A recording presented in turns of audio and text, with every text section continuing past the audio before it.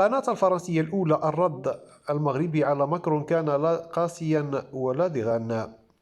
علقت القناة الفرنسية TV1 على الرد المغربي على كلمة الرئيس الفرنسي إيمانويل ماكرون في خطابه الاثنين الماضي الذي عرض من خلال استراتيجيته للسنوات الأربع المقبلة.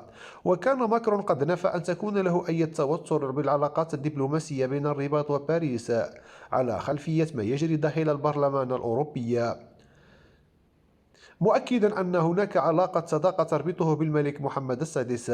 وقال ماكرون أن فرنسا ترغب في بناء علاقات جيدة مع المغرب، معتبرا أن الملك محمد السادس صديقا لها، ملقيا باللائم على أشخاص يدفعون نحو التصعيد والوقوف حجر عثرة أمام المضي قدما في العلاقات بين البلدين إلى الأمام، نافيا أن تكون حكومته وراء ما يجري داخل البرلمان الأوروبي.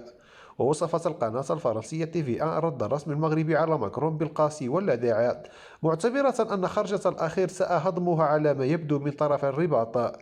واعتبرت القناة ذاتها أن الرد الرسمي المغربي عبر صحيفة جون أفريك المقربة من صناع القرار في الرباط بكون العلاقات المغربية الفرنسية لا يطبعها لا الود ولا ليست جيدة، كان قاسيا ولاذعا.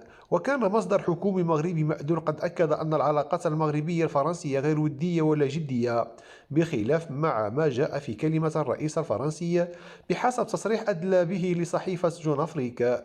واتهم المصدر الحكومي المغربي ذاته ماكرون بإخفاء أسباب التوتر بشكل متعمد، مثل قضية التقييد التعسفي للتأشيرات والحملة الإعلامية والمضايقات القضائية. وأوضح المصدر المأذون أن قضية التجسس وتوصية البرلمان الأوروبي ليست سوى جزء من الهجوم هدفه كسب النفوذ على المغرب واحتواء خيارات سياسياته الداخلية والخارجية.